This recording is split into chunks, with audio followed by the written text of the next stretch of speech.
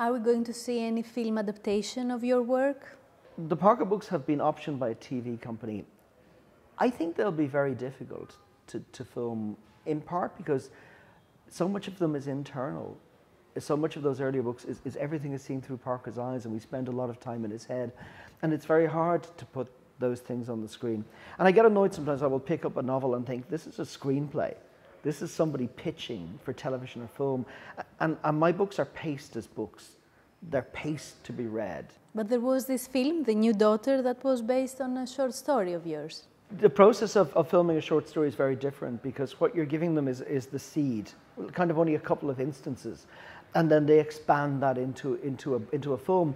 With a novel, the first thing a screenwriter does is go through it with a red pen and essentially begins cutting things. So a short story is an act of expansion. And what's interesting is to see somebody taking your idea and taking it in an entirely different direction, which is what you have to do with a short story. And so that was very curious to go to see it and see somebody taking an idea of mine and certainly creating something out of it that I wouldn't have created.